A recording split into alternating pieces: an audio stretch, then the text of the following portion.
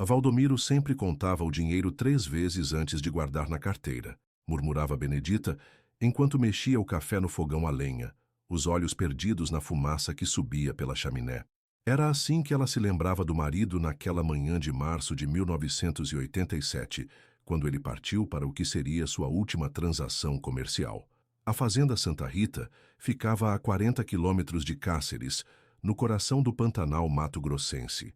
Valdomiro Pereira da Silva, de 52 anos, havia transformado aquelas terras áridas em um próspero negócio de gado de corte ao longo de 15 anos de trabalho duro.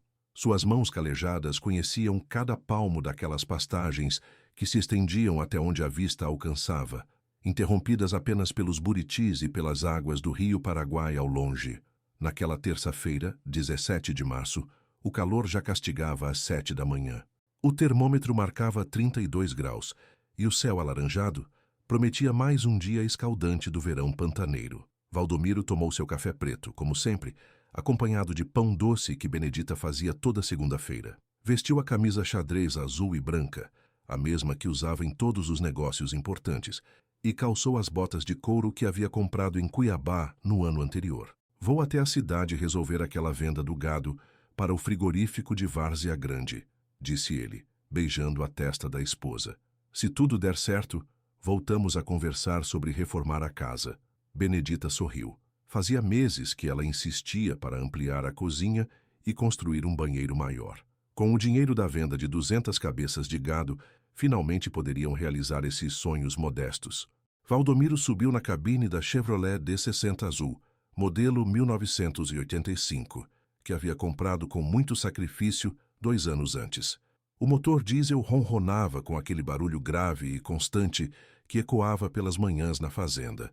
Acenou pela janela e seguiu pela estrada de terra batida, levantando uma nuvem de poeira vermelha que demorou longos minutos para assentar. Raimundo, o caseiro da fazenda, observou o patrão partir do alpendre da casa dos empregados.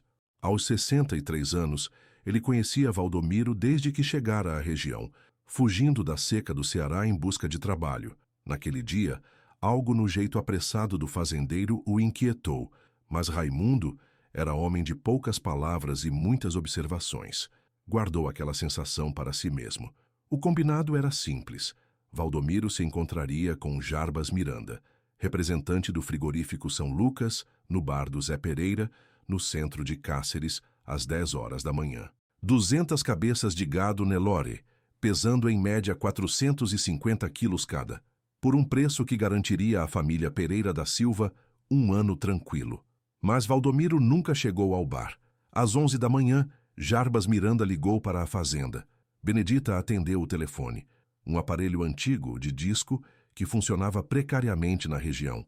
Dona Benedita, aqui é o Jarbas, do frigorífico.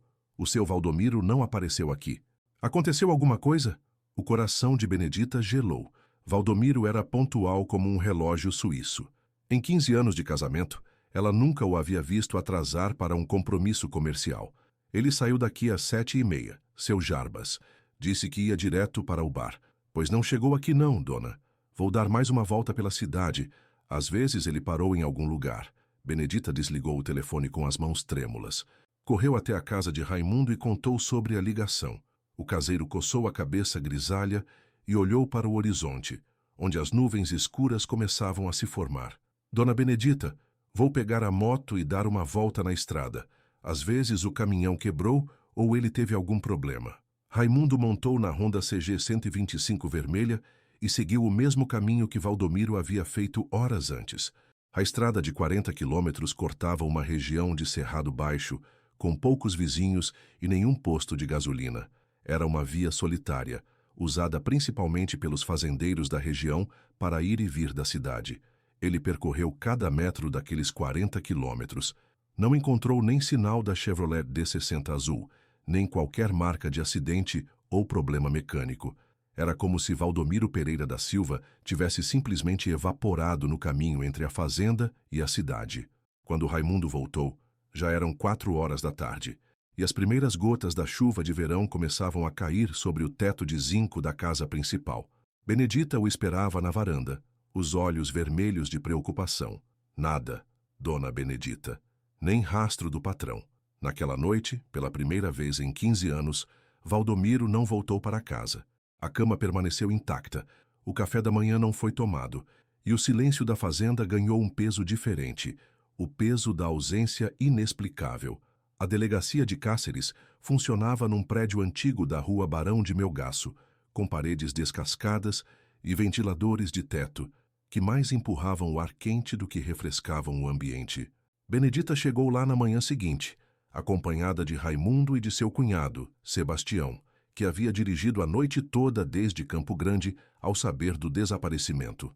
O delegado Mário Augusto da Costa, um homem de meia-idade com bigode espesso e jeito cansado, recebeu o caso com a displicência típica de quem já havia visto muitas histórias parecidas. Senhora, o seu marido pode ter tido qualquer problema. Às vezes os homens saem para fazer um negócio e acabam parando em algum lugar, bebendo com os amigos, visitando. Bem, a senhora me entende.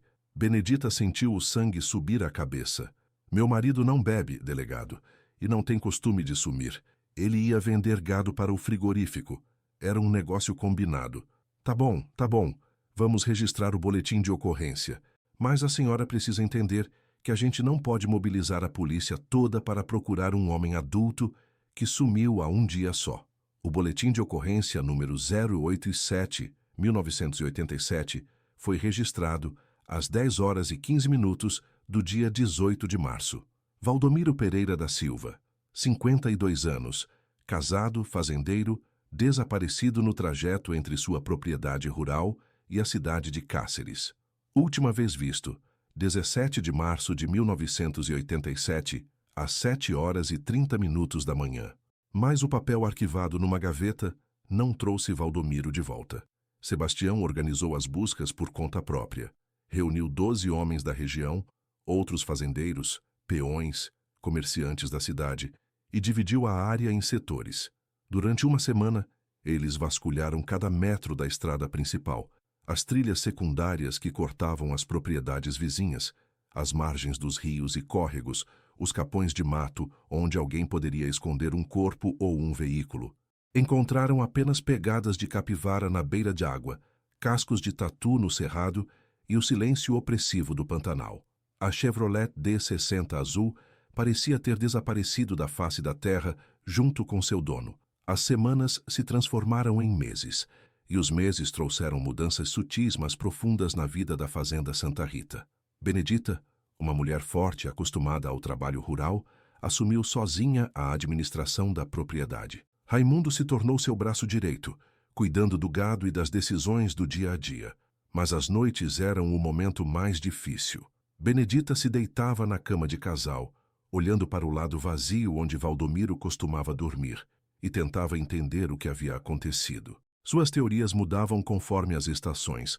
Talvez bandidos o tivessem sequestrado na estrada, talvez ele tivesse sofrido um infarte e despencado em alguma lagoa. Talvez tivesse decidido começar uma vida nova em outro lugar, embora essa possibilidade lhe parecesse absurda. A comunidade rural tem memória longa, mas também tem a tendência de deixar as feridas cicatrizarem com o tempo.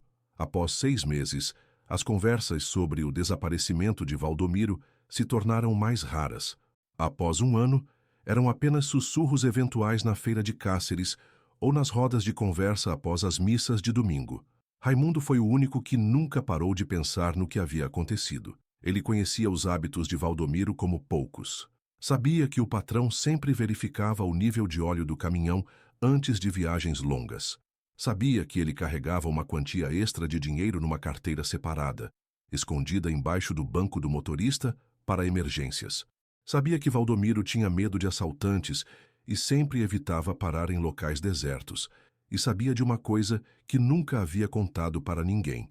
Na manhã do desaparecimento, quando Valdomiro estava saindo da fazenda, Raimundo havia visto um outro veículo na estrada.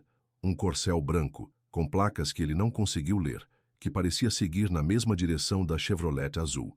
Mas Raimundo era apenas um caseiro analfabeto do interior do Mato Grosso. Quem acreditaria na palavra dele, contra a versão oficial de que Valdomiro havia simplesmente desaparecido sem deixar rastros? Em 1989, 2 anos após o desaparecimento, Benedita tomou uma decisão difícil. Vendeu metade do gado e uma parte das terras para quitar as dívidas da fazenda. O dinheiro que Valdomiro deveria ter recebido pela venda das 200 cabeças nunca chegou, e a propriedade começava a definhar sem os investimentos necessários. Em 1992, 5 anos depois, ela se casou com Antônio Cardoso, um viúvo da região que se ofereceu para ajudá-la a tocar a fazenda. Não foi um casamento por amor, mas por necessidade prática. Benedita precisava de ajuda e Antônio precisava de um lar. Raimundo continuou como caseiro, observando as mudanças com seus olhos cansados de homem que já havia visto muita coisa na vida. Ele gostava de Antônio. Era um homem trabalhador e honesto, mas ainda se lembrava do jeito que Valdomiro assobiava enquanto verificava as cercas, do cheiro do signo derby que ele fumava no alpendre após o jantar, dos planos que ele fazia para expandir a criação de gado. E, principalmente, se lembrava daquele corcel branco que havia visto na manhã de 17 de março de 1987. Anos se passaram. A fazenda prosperou novamente sob a administração de Antônio. As crianças da região cresceram ouvindo a história do fazendeiro que havia sumido no ar. A estrada foi asfaltada em 1998. Chegaram telefones celulares, televisão via satélite, internet discada. O mundo mudou, mas o mistério do desaparecimento de Valdomiro permaneceu intacto, guardado na memória de poucos e no coração silencioso de um caseiro que sabia mais do que dizia. Março de 2005. 18 anos haviam se passado desde o desaparecimento de Valdomiro Pereira da Silva, e a Fazenda Santa Rita vivia seus melhores dias sob a administração de Antônio Cardoso e Benedita. O casal havia modernizado as instalações, aumentado o rebanho para 400 cabeças e construído uma casa nova no lugar da antiga moradia de madeira. Raimundo, agora com 81 anos, continuava como caseiro, embora suas funções fossem mais supervisórias do que braçais. Seus cabelos haviam embranquecido completamente. Suas costas se curvaram com o peso dos anos, mas seus olhos continuavam alertas, observando cada detalhe da propriedade com a mesma atenção de sempre. A seca daquele ano foi particularmente severa. Os meteorologistas falavam em fenômeno climático atípico. As chuvas de verão que deveriam ter começado em novembro só apareceram em fevereiro, e mesmo assim de forma irregular. Em março, quando normalmente os açudes estariam transbordando, a água mal cobria o fundo dos reservatórios. O açude da Fazenda Santa Rita, construído por Valdomiro nos anos 80 para garantir água ao gado durante as secas, estava com o nível mais baixo já registrado. A lâmina de água, que normalmente se estendia por 2 hectares, havia encolhido para uma pequena poça no centro da represa. Foi na manhã de 23 de março que Raimundo fez a descoberta. Ele havia descido até o açude para verificar se seria necessário perfurar um poço artesiano quando algo brilhou no sol matinal, meio enterrado na lama seca que antes ficava submersa. Inicialmente pensou que fosse um pedaço de metal jogado fora, lata velha, pedaço de cerca, algum detrito que as águas haviam carregado. Mas quando se aproximou, o coração do velho caseiro quase parou. Era uma carteira de couro marrom, ressecada pelo tempo e pela lama, mas ainda reconhecível. E dentro dela, protegidos por um plástico milagrosamente intacto, estavam documentos que Raimundo conhecia bem. A Carteira Nacional de Habilitação de Valdomiro Pereira da Silva, expedida em 1985, e sua carteira de identidade, com a foto do rosto sério e bigode bem aparado, que ele se lembrava perfeitamente. As mãos de Raimundo tremeram quando ele abriu completamente a carteira. Além dos documentos, havia algumas cédulas de dinheiro, notas de 1.000 e 5.000 cruzados, moeda que já não circulava há mais de uma década. E havia também um papel dobrado, com a letra de Valdomiro, Jarbas Miranda, Frigorífico São Lucas, 200 cabeças, 45.000 reais. Era o lembrete do negócio que Valdomiro pretendia fechar no dia do desaparecimento. Raimundo olhou ao redor, como se esperasse encontrar mais pistas na lama ressecada. Mas a carteira estava sozinha, abandonada no fundo do açude durante 18 anos, esperando que uma seca excepcional a trouxesse de volta à superfície. Como a carteira de Valdomiro havia parado no fundo daquele açude, o fazendeiro nunca pescava ali. Dizia que a água era muito barrenta. Além disso, o açude ficava a 3 quilômetros da estrada principal, numa área isolada da propriedade. Não fazia sentido Valdomiro ter passado por ali na manhã em que desapareceu, a menos que alguém tivesse colocado a carteira ali de propósito. Raimundo guardou a descoberta no bolso da camisa e voltou lentamente para a sede da fazenda. Durante o caminho de volta, as memórias daquele dia de março de 1987 voltaram com uma nitidez que o surpreendeu. O corcel branco na estrada, a pressa de Valdomiro, o jeito nervoso como ele havia se despedido de Benedita e, principalmente, uma lembrança que havia tentado esquecer durante todos esses anos.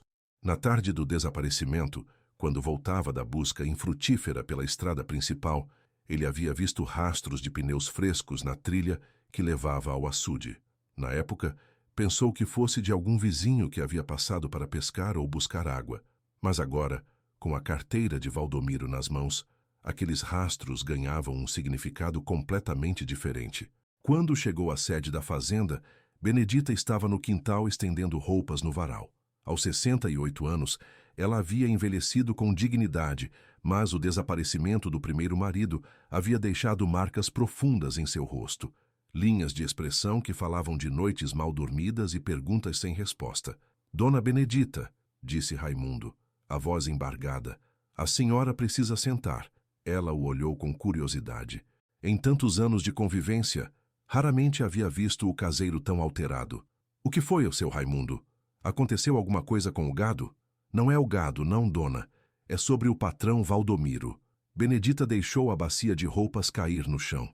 As mãos foram instintivamente ao peito, como se quisessem segurar o coração que havia disparado. Você achou alguma coisa? Raimundo tirou a carteira do bolso e a estendeu para ela. Benedita reconheceu imediatamente o objeto que havia dado de presente de aniversário ao marido em 1986. Suas pernas fraquejaram e ela se apoiou na parede da casa para não cair. Onde você encontrou isso? No açude, dona.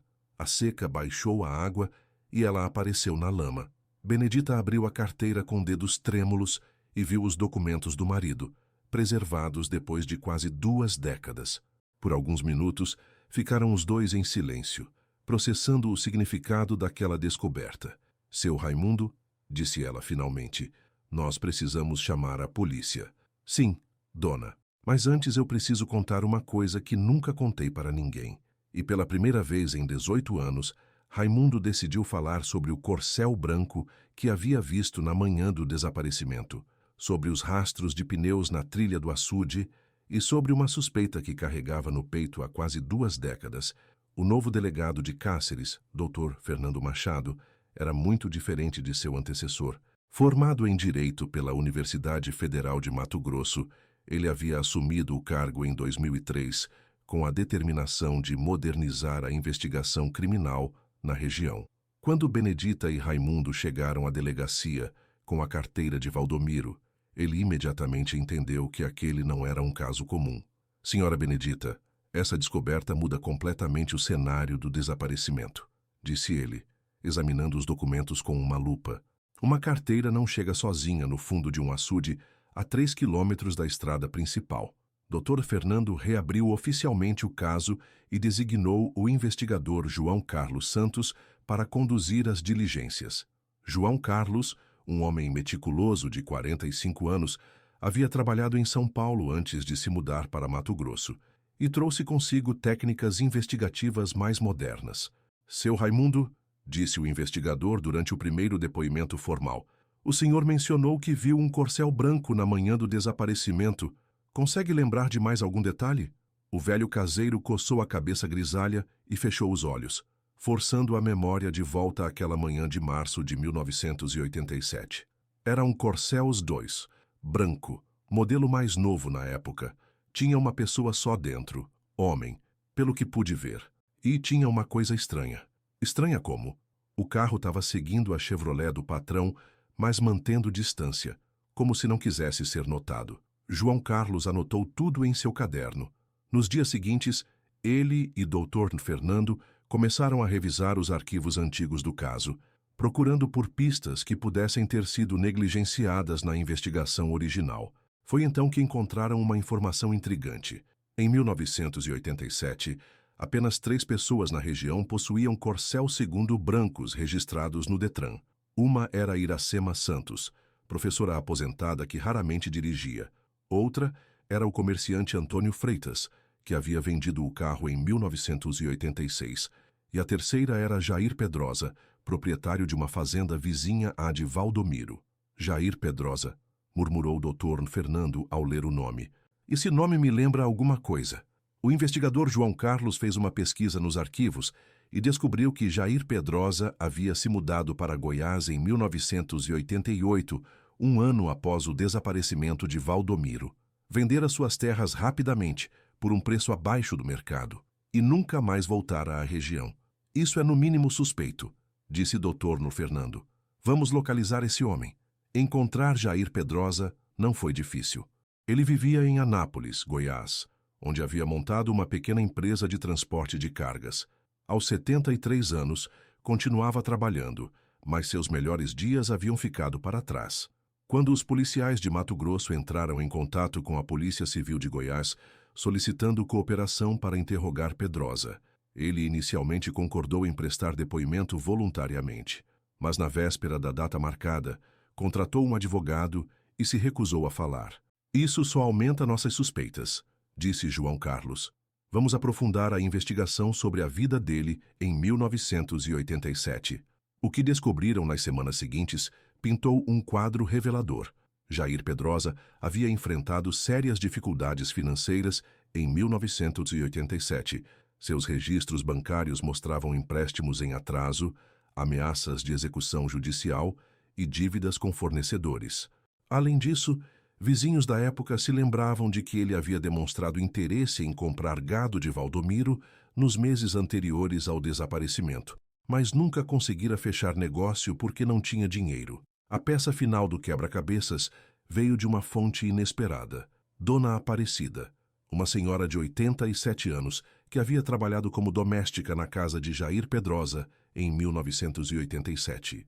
Eu me lembro bem daquele dia, disse ela durante o depoimento. A voz fraca, mas a memória surpreendentemente nítida. O patrão chegou em casa muito nervoso, no meio da manhã. Disse que tinha tido um problema na estrada e mandou eu lavar a roupa dele com urgência. Que tipo de roupa, Dona Aparecida?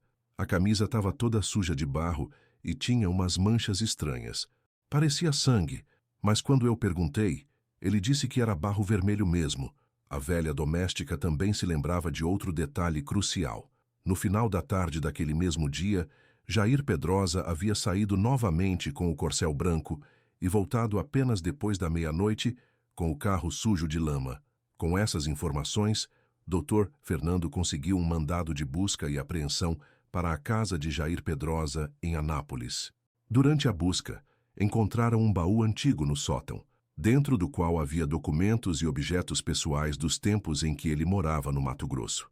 E no meio desses objetos, embrulhadas num pano velho, estavam as chaves da Chevrolet D60 de Valdomiro Pereira da Silva. Confrontado com essa evidência, Jair Pedrosa finalmente desmoronou. Depois de 18 anos carregando o peso da culpa, ele pediu para falar a sós com o delegado e confessou o crime. Eu não queria matar ele, disse Pedrosa, as mãos tremendo enquanto falava. Era só para ser um assalto. Eu estava desesperado. Devia dinheiro para todo mundo. Sabia que o Valdomiro ia vender gado e ia estar com muito dinheiro. A confissão revelou os detalhes do crime. Jair havia seguido Valdomiro na estrada, forçado-o a parar usando o corcel para bloquear o caminho e exigido o dinheiro da venda do gado. Valdomiro reagiu. Tentou pegar uma espingarda que carregava na cabine do caminhão e durante a luta acabou sendo ferido fatalmente com um golpe de martelo que Jair carregava como ferramenta. Desesperado com o que havia feito, Pedrosa escondeu o corpo de Valdomiro numa cova improvisada na sua própria fazenda, dirigiu a Chevrolet até uma lagoa distante e a afundou, e jogou a carteira da vítima no açude da fazenda Santa Rita para despistar as investigações. E pensei que ninguém ia encontrar nunca, disse ele, chorando. Pensei que com o tempo todo mundo ia esquecer. Mas ele não contava com a persistência da seca de 2005, nem com a memória fiel de um caseiro octogenário que havia guardado por 18 anos a imagem de um corcel branco numa manhã de março. Em setembro de 2005, Jair Pedrosa foi condenado a 22 anos de prisão por latrocínio. Ele revelou a localização do corpo de Valdomiro, que foi finalmente encontrado e sepultado no cemitério de Cáceres, ao lado de seus pais. Benedita, agora com 68 anos, pode finalmente fazer o luto que havia ficado suspenso por quase 2 décadas. Pelo menos agora eu sei o que aconteceu, disse ela no dia do funeral. Aí posso descansar em paz. Raimundo, o caseiro que nunca esqueceu, morreu 3 anos depois, aos 84 anos, levando consigo a satisfação de ter ajudado a revelar a verdade. No velório, muitos lembraram que ele sempre dizia: os mortos merecem descanso, e os vivos merecem saber a verdade.